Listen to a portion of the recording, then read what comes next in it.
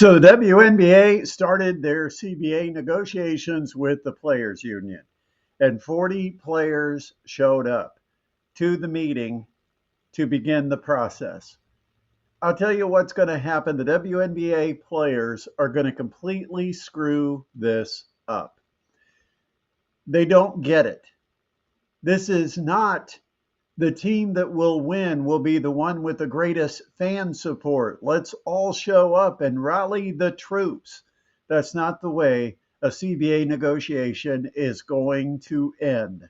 You're not going to get progress by feeling like the team with the greatest crowd support is going to be the team with the advantage when it comes to negotiation. This is not a sport. This is business. And the WNBA players, who honestly have not shown much smarts in this so far, are going to lose out, and they're going to be forced to walk away from the game, and they may never get it back. That's really the way it looks. I mean, here you've got a league that has been fully supported and funded out of the pockets of the owners for years. The women were not making the owners money. Now you have one player that comes along, and that one player enters the league. Let's not kid ourselves. If Caitlin Clark didn't enter the league a year ago, the WNBA and the Players Union would have nothing going into this negotiations. Now, all of a sudden, because of one player, it looks like the league has the potential to actually make a little money. But over the last number of years, while owners were digging into their pockets, covering millions of dollars in losses, the women were still getting paid. They didn't have to give up their salaries to pay the losses at the end of the fiscal year. No, they still got paid. And now what happens is those owners that have deeply invested in this league to keep it sustained and finally break through with a player would like to get a little bit of a return for all those losses. And they're not going to give it all to the players overnight. When you go into negotiation, what you have to do is have great respect for the other side and try to get to a point not where you win the negotiation, but where you have a fair conclusion to the negotiation. You want the process to end fairly, not with a winner, not with a loser, but with two sides that are satisfied they got as much progress as they could make, they got the best deal they were going to get, and they're both satisfied with where this moves the league forward. Right now, it seems like the players are wanting everything their way. They think they have struck gold and they want to cash it in. And it just isn't going to happen like that. This league has absorbed so many losses, and it still is a very, very, very long way behind the NBA in financial return. The NBA is making over $12 billion a year. $12 billion. The WNBA might be making 250 to 300 million. It was 200 million pre-Caitlin Clark. So the bottom line is what's fair? Because right now, the way the line is being drawn, the women and their expectations of what is fair is not going to be where this negotiation ends.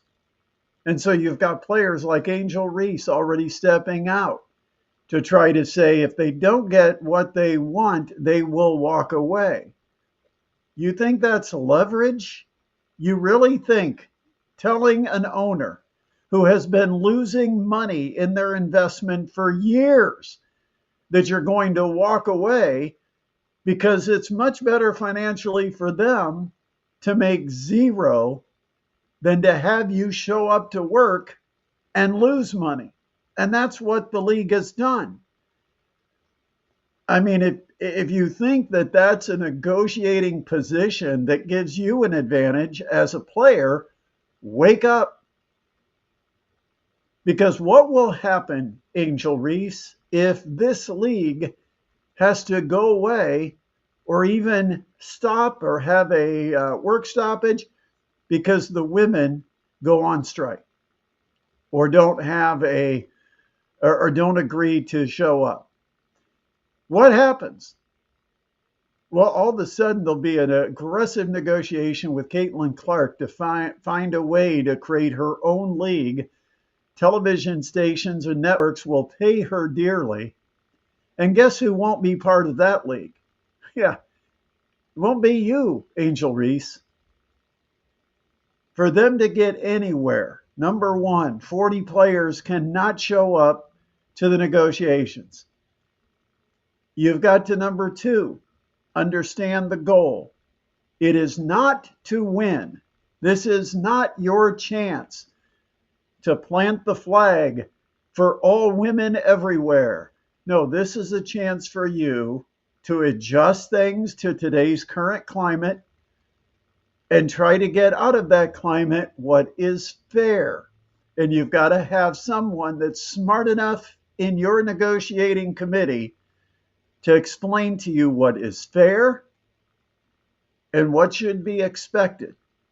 Not how do we win? How do we cash in? Because I feel like that's the attitude going in. This negotiation will be very interesting. I truly agree with the women that they need an adjustment in pay.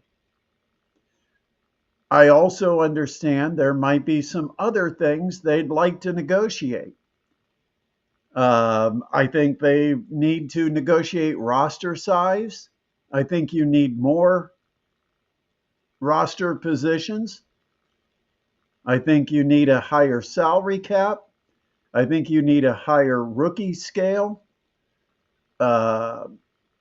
Free agency might be something they want to talk about. The NBA free agency was a big deal because they allowed teams to go to these max contracts and the super max contracts that players earn. Maybe that's where they negotiate. But to go in with 40 players and have 40 different interests being represented, it isn't going to get you anywhere in the negotiations. You've got to look at, to me, it's three things when it comes to pay. It's the rookie scale, it's the overall salary cap, and it's how to handle free agency, especially for star players. Those three things need to be settled, and I think you can then move forward to some of the other secondary items. You might want to talk about what happens as far as retirement. How many years until you're vested into some type of a retirement? And, those types of things become part of negotiation. But right now, you can tell by the shirts, all they want is to make their money. And if they're going to compare it to the men's game, they're making a big mistake.